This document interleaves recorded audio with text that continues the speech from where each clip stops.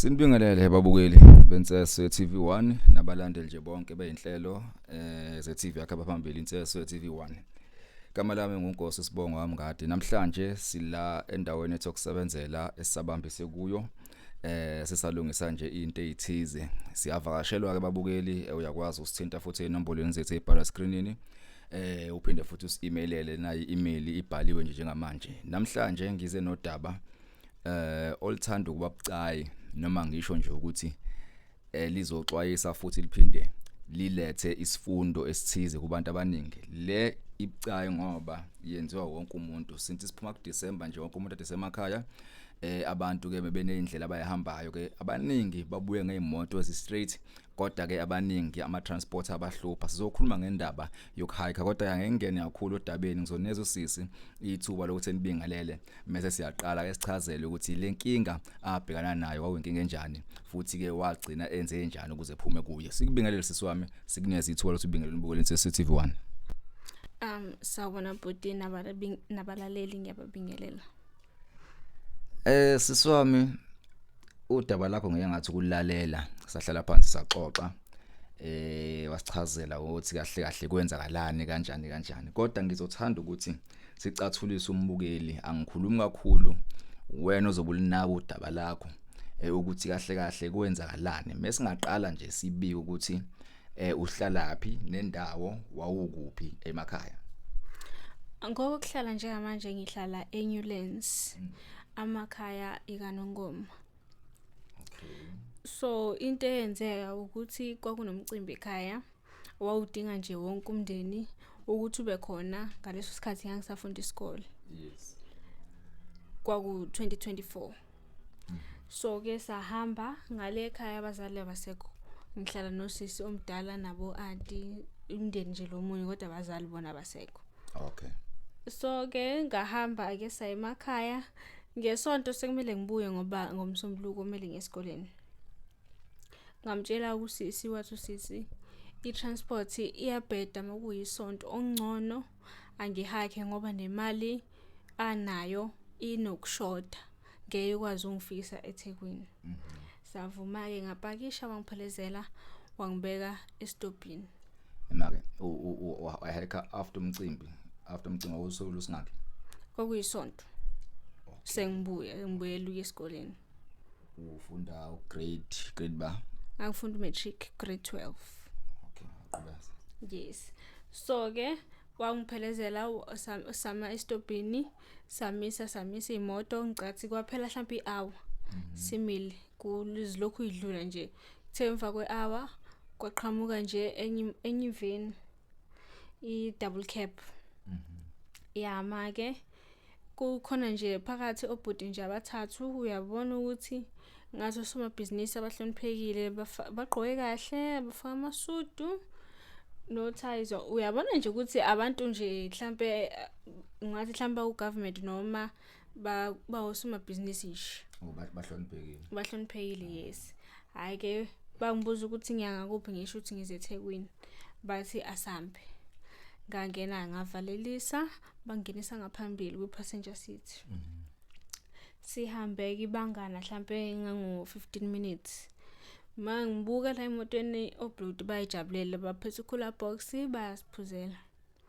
Sihambe ke bangibuza ukuthi ngiyaphuza yini. Ngisho ukuthi yes ngiyaphuza ngiphuza inhlebe kanje. Bangidlulisele ngenhlanhla ikhona. Bangidlulisele bangivulele banginike ngiphuze. Nginganaki nje nami. Hayi sihambe siyeqitha olugeti oqala. Ikhona lento leyo ukuthi yes nginabantu engabajwayele kunaleyo feeling leyo ukuthi what if kuzokwenzeka into embi yabo like uzongathi igazi liyakushiya into kanjalo but ngibuye ngayinaki ngoba ngibona i-appearance yabo ukuthi baqoke kahle angiboni ukuthi bangabi labo bantu labo bakanjalo. Siqhubeke sihambe seqitha olugeti oqala. After ke tollgate oqala siqhubeke kulokhu kuyaphuzwa e-tollgate yesibili singene garage. Yes singene garage kuyothengwa ama ice azongena ku cooler box because ayisephelile kwase kwamanzi so babezothula amanzi then bafaka ama-ice amasha. Igarage ileli elilapha I think khona uShelley or toll gates between Mhlanga neBhalitso. Yes lona lelo ke yes. So eThekwini selingenile kahle. Sikuthi gate yesibili. Yes. Okay. So ayike asale umunye awachitha amanzi time sesingena egarage nemoto bayibheka ukuthi isa right ni ukuthi ngahamba emgaqweni. Ukhona umunye kowena inkinga yesisu ngicathi sasimkhipha isisu. Ahamba athi ucela etoilet nami yithi angisale sengiye toilet ngoba ngiyeza ukuthi ngiyalidinga. Sihambisaneke angena ohlangathini lakhe nami ngene ohlangathini lami. Aphuma eqala angilinde ngaphandle. Ngithe sengiqeda sengiphuma nangu ngilindile ngaphandle. Ayike sihambe endleleni siya emotweni usebhizi uyashela ubhuti. Uyashela usebona Ntombi Shuthi. Sendleleni emotweni. Yes, isendleleni emotweni sisuka kuma bathroom sendleleni emotweni. Lo ama-ice usewathengile ngaphakathi wabuye wawafaka. Sebelinde thina kahle kahle. Manje masihamba uyasho ukuthi ngingabatsheli laba abalapha emotweni ukuthi usekhulume kanje nakanje kanje. Imake ukhuluma sawukushela sakucupha isoka noma umuntu nje ongathi uyakutshontsha ngendlela ashela ngafuna baza abanye noma ubenzela nje ukuthi na mhlawumbe mekukhona ukushelayo kubona emotweni. Ngeke ngazi ukuthi ngingayibeka kanjani kodwa wayengishela but I think wengafuni ukuthi bazi laba ngoba ngithi ingathini angazi ngayibeka kanjani kodwa. Yes.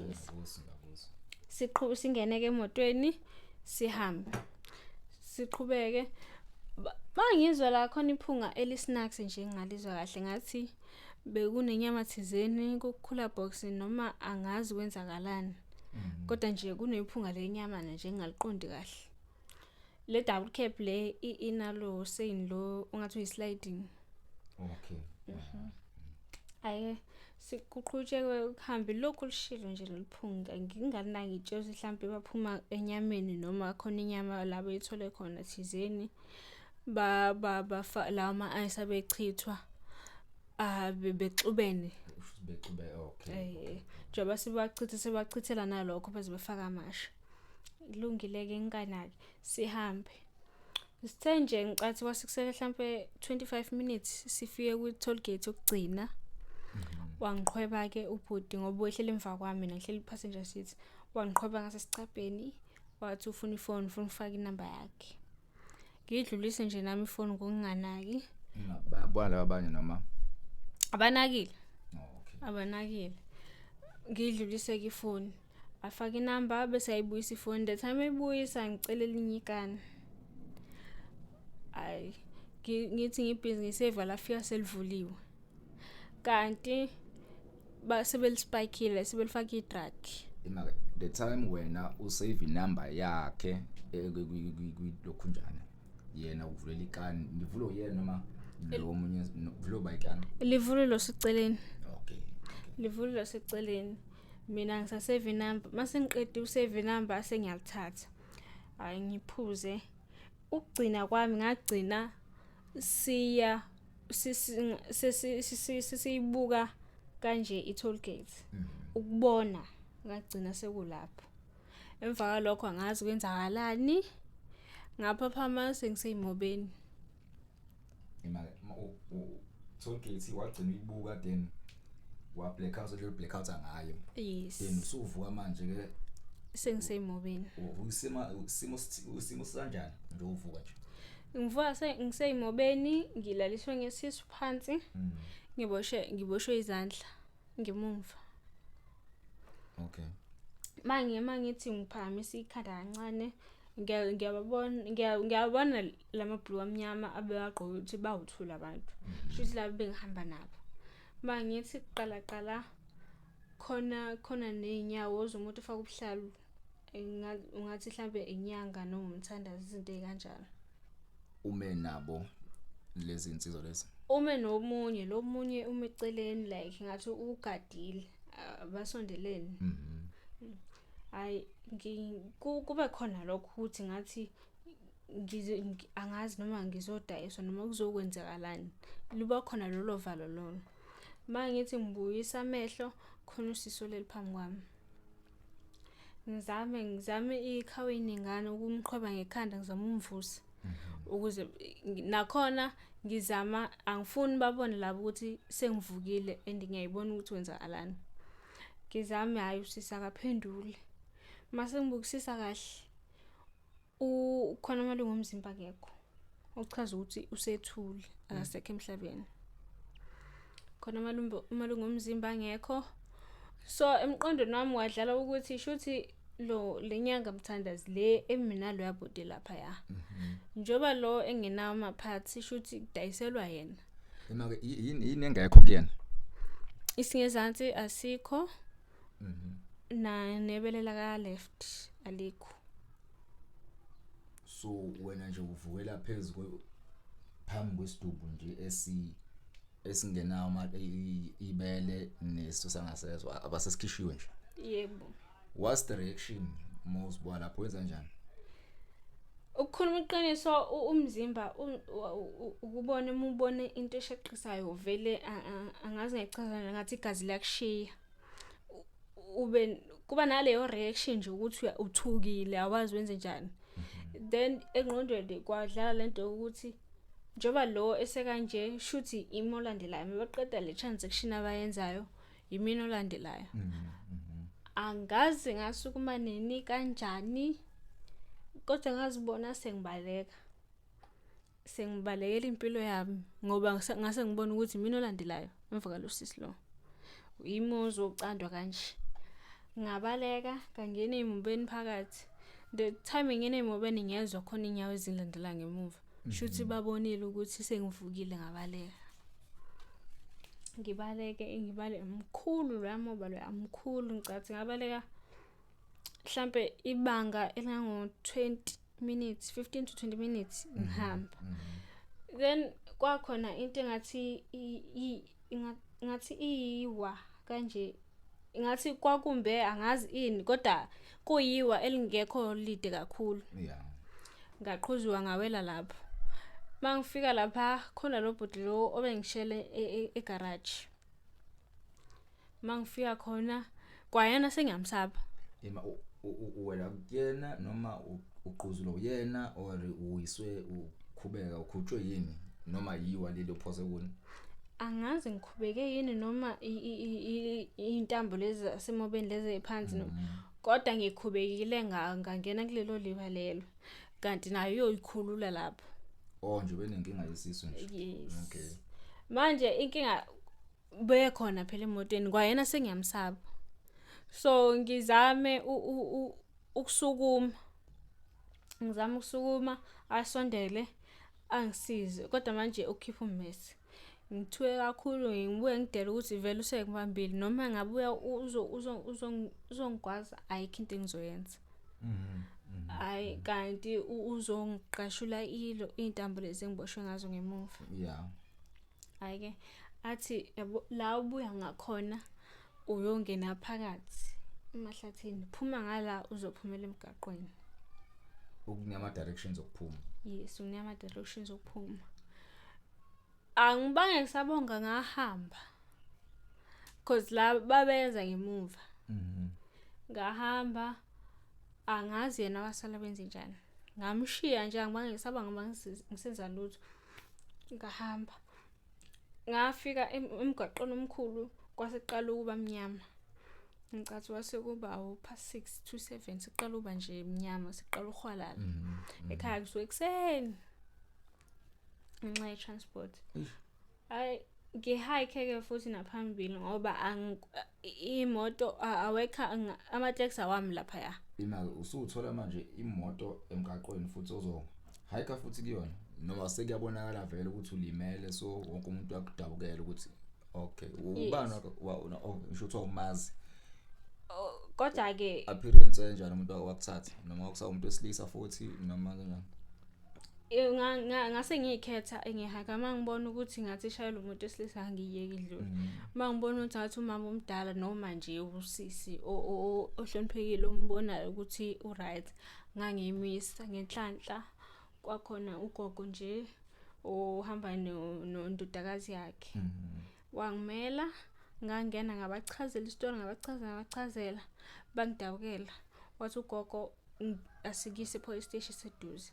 Sahamba nangempela bangiphelezela sahamba solibika icala. Salibika amaphoyisa athi kulungile azophenya. Anginikeza i-case number. Ay kwabilokho ke wasugogo ethi angeke sikushiye la ngcono sokushiya la uhlala khona. Bangibuyisa ke bangilethe ekhaya bafona back emuva. Kwasho ukuthi sekuvela inkinga sengicishe ngafa ehlathini abantu engisuke bengithathile ngale. Sefonelwe emakhaya manje. Yes, sekufonelwe emakhaya ukuthi sengivele umshophi. Ayike kudlule nje amaviki ambalwa lutho ukuthola iupdate kumaphoyisa ukuthi bayathola abantu noma babatholi.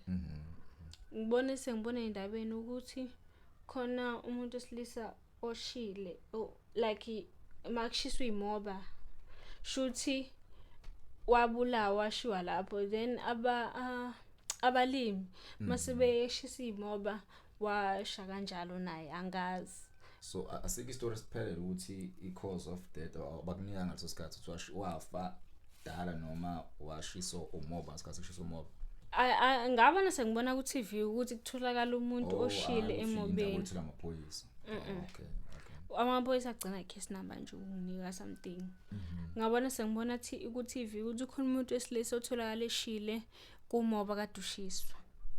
Mase ngobukisisa kahle le ndawo le ile ndawo bengikuyona.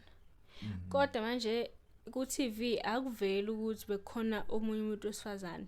So emqondweni wami ngacabanga ukuthi shuthi the time mina ngiphumela ku freeway ngibaleka basale bambona lo ukuthi ubela kade ngikhona kodwa manje mina ngikho shuthi bambulala bamshiya kanjalo. So maybe kukhona ukusola ukuthi ulwamlisa loya babona ukuthi ngoba bakusiza akubulawe yena noma shuthi uyabajikela or mhlambe futhi nakhona akuyena angithi vele njoba kuyinto eseku TV nje but wena assume ukuthi kushuthi because yafana umuntu wayasala umuntu wesilisa imoba futhi kwakuyi same ndawo. Yeah, emqondweni wami kwangangitshela ukuthi uyena because phela babengekho kude kakhulu khathi bengilandela kodwa nje babe seyithendeni ukuthi babengamfica lapha kule skint lesengangwele kusona. Angazi ke kodwa ke ngayitshela into kanjalo ukuthi hayi shuthi bamficile babona ukuthi bajikelile wangidedela ngahamba basibabona ukuthi abaveli bambulale bangazi baqeda ubufakazi noma into kanjalo. Ngahamba ngaya emaphoyiseni ngayosho ukuthi ku TV ngibona into kanjena kanje kuqhubeka necala lami. Athi amaphoyisa asaphenya ayabuza futhi abantu bahlala ngakhona lapha emobeni ukuthi kwenzakaleni kodwa njengoba sengiza ne-information entsha asazophinda ahambe ayobuza futhi ayophenya. Ngabona ukuthi ngathi le icala nje ngeke baze balinake. Alikho sensitive ngaleyo ndlela ukuthi bangaze balinake. So kuze kube manje angazi ukwenzakalani. Emawe so ipolice station lolu daba ikaze ilinikeze nje attention efanele. And two abahambelanga ngisho abanini bemaplaza because umoba uphethwe umuntu. Imigwaqo le yakhona ibhuquliya mostly kama imoto zamabhunu nabalimi. So umuntu ongena khona umuntu ona access ukwazi ukungena khona. Amaphoyisa kushuthi njengoba engakusizi wena icase wagcina uyekile nje kanjalo. Ngagcina ngiyekile ngoba mangilokhu ngiya ngiyobuza ukuthi kwenzakalani. Bangitshela ukuthi nje bayaphenya akukho kusho sikutholile kusafana. Ngagcina sengiyekile phansi. ngoba ngiyabona ukuthi shuthi njengoba ngilokhu ngigibela ngepolice station ngiqeda imali mahhala alungi icala mhlawumbe lolunga mhla kwafa omunye yila bezothukumela khona manje indlela angithi nje ufunda umatric nje ukwazi uqhubeka kahle esikoleni waphasa kwenza kanjani kwaba nzima kona for isikhashana ehla ama marks angifuni uqhamange ehla kodwa bazama ngithola usizo ngisho naye ugogo lo abangithola bazama ngithola usizo because abachazela yonke nokuthi ngize nje ngivelele umshopping bengibukela ukuthi bengize esikoleni so bangizwela bazama ngithola usizo bazama unyisa kuma local counseling zonke lezo zinto kwaphela nje kwathi kufika ama exam okugcina ngase ngingcono ngase ngikwazi ukufocus so ekhaya usisi reaction yakhe to what isigameko lesi course wezwa ukuthi usuvelelwe inkinga wenza kanjani khona mhlambe I'm not sure ngizothi mhlambe wenza ini but ireaction yakhe yabanja nje since wacishwa angeke ngithi wakufaka enkingeni but wacishwa wangena enkingeni ngesimo sokuthi wawusekhaya vele kodwa umsebenzi angithi wakuphoqa but waretha kanjani yena mezwe senifona ukuthi uvelelwe inkinga wavele wakhala cause yena kuze kube ngihike nje inkinga imali eyincane but sasingakwazi ukuthi sikhulume no driver ngikwazi ukuhamba ngifikele enye inkinga itransport iyahlupha ngale ngalamalanga la isonto actually iyahlupha so ube angitholanga le moto ngizohamba shuthi ngizongena esikoleni ngolesibili so yena wezama ukuthi ngikwazi uattenda ngosuku lesikole wakhala wathi nje sisune zethola imali weza wangiphelezela futhi sefikile sambe siyozutha amaphoyisa athini bese lonke silihamba naye nje icala mangiyama counseling esakhona ahambe nami ube right nje bengisiza cause I think ubuya feel ngathi iphutha lakho ukuthi angihambe ngiyo hike kodwa naye wayengazi ukuthi kuzokwenzeka into kanje mbukele ekhaya inkinga kakhulu ngoba kukhona abantu ababagqugquzela labantu abenza lezi zinto ukuthi bazenze njengoba usisesho ukuthi wabona inyanga sakumthandazi ngoba akambona kahle kodwa wabona ubuhlalo angeke ngithi inyanga leyo mina ngithi futhi umthandazi nje umgulukudu wesigebengu osana lenkolelo ukuthi kusetshenziswa izicubu zemzimba mokwakha umuthi noma mokhanda into ethize enekhubalo nento ezokuthwala so labo bantu yibo abagqugquzela abantu laba abenza igama ezicishe efana lezi ukuthi baqhubeke bezenze ngoba bathenga kubona inkinga bathatha abantu abancane abaphilayo abanemndeni abanempilo yabo fanele bayiqhubeka kube yibona ababenza lezi izimo lezi kulahleke izingane ngoba mhlawumbe lo yasisi wagcina ngatholakala angazi angiboni njoba kwatholakala nje uwesilisa emobe naye angiboni mhlawumbe baqedela nje wonke amali ngomzimba badayisa bedayisa khona so lesi sigameko noma lento le eyenzeka yakufundisana emfundisa ukuthi if ujahe kakhulu noma kunento ebalekile ekudinga la ujwayele uhlala khona kunala ukhona ngaleso sikhathi ongcono thola ipublic transport noma uthole imoto yomakhelwane ohlala la uhlala ngakhona kunokuthi uhike umuntu ongamazi ngoba ungagcina usuku icontainer somewhere ungabusaziwa noma ngabe awusaphefumuli umndeni wakho kodwa ungalazi ithambo lakho ukuthi likuphi nendawo kona kunzima kakhulu owadlula kuko siyathola kakhulu ukuthi at a very young age usukwazi uexperience that much pressure and that much pain nokubona lokho akubonayo sibonga kakhulu kwabakusizayo ekutheni ukwazi ukuthi udlule kusasimo njengakuthola ama counseling njengokuthi uthole le support system awunayo from umndeni nabangani naye ke umama lo wakutholayo. Engingakusho nje mina ukuthi yes sinazi izimo esingakwazi ukuyicontroller in a form of like njengoba usho ukuthi imali ayingekho kodwa futhi wakuphoqa ukuthi ugcinwe emakhaya. So kahle kahle nje sibonga nje idlozi lakho nengelosi sekwembathile ukuze ukwazi ukusinda kulesi simo obhekene naso. Mengathi ukhuluma nombukeli ekhaya njengamanje othi mina mengemakhaya ngihlezi ngihayikela ngaze ngaba nankinga omunye ethi hayi ngisho ingane zami ngiyiphathisa sigibele ngihlangabeze edrobheni noma eThekwini. Ungathini kulo muntu lo since wena usuwabona lokho akubonayo? Akunankinga ukuphathisa kumuntu omaziyo oneshosho ukuthi mangiphathise kusibani bani bazofika egciyeni. Inkinga ukuphathisa kumuntu ongamazi ongamjwayele. Izwe selonakele kakhulu. Uzothi uyaphathisa lo muntu lo nabo obaziyo nabo sekuyasabeka nje kahle kahle. Because awazi uzothi uyamazi lo kanti awumazi ebusuku. Mhlambe ebusuku uthatha ingane zabantu azenze lokho nalokho nalokho awazi. Ongcono thola nje imali ugibele ipublic transport. Mungenayo qasha imoto. Uqasha imoto.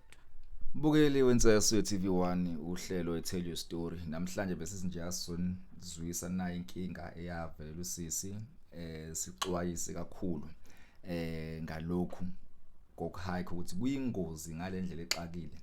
Kunabantu abasebenza lo msebenzi ukuthatha abantu emgaqweni bagcine bengafiki la baya khona. So umbukeli ekhaya ngiyacela iphephani nenze sure ukuthi ngisho ukuthuna inkinga enganani but make sure ukuthi ukhaya last option yakho ungayenzi ngoba iyasave noma uthi vele ngizohamba ntambama ngizohike ugade kuyingozi. Futhi ke nje wasuka emakhaya nje ade ko December baningi abantu abagcine bengafikanga ngesimo sokuhike. So umbukeli wenseso ye-TV1 bese namhlanje nje sizokufundisa sizoshare istory sika sisi njengoba ishow yethu uyi-Tell Your Story. Sithemba ukuthi ekhaya kukhona ozothatha umyalezo esithothe isixwayiso esithathe enze sure ukuthi naye ngelinye ilanga izimo nama symptoms nama izinto awayibona usisi ezazimenze feeling ngathi kukhona into ekhona abantu bazokwazi ukufunda kuzo ukuthi begade abantu bangaphandle laba noma wabantu nje kwabantu bangaphandle akubona abase South Africa but udlala yabo it's like ba right and bade bafika. Yes bayasazi nesizulu basazi kahle nje basikhipha nangamakhala. Ngeke unake ukuthi akusibo basemzansi unaka ngoba usubukisisa ukuthi and banezimali vele abantu bangaphandle manje banezimoto ba drive banama ID banayo yonke into. So kuyingozi kakhulu kakhulu. Bukele wenseso TV1 sibonge ukusipha indlebe siqhubeke usupport njalo subscribe ulike ushare le video ukuze ikwazi ukufikela ebantwini abaningi ukuze nabo besithola isixwayiso bekwazi ukuthola inkinga noma bezwe inkinga yakabhekana nosisi ukuthi bona bebengabhekana nesimo esikanje bengaphuma kanjani noma yiziphi ezinye izinto abangazenza after ukudlula isigamekweni esifana lesi. So until ividiyo elandela umbukeli siyabonga kakhulu.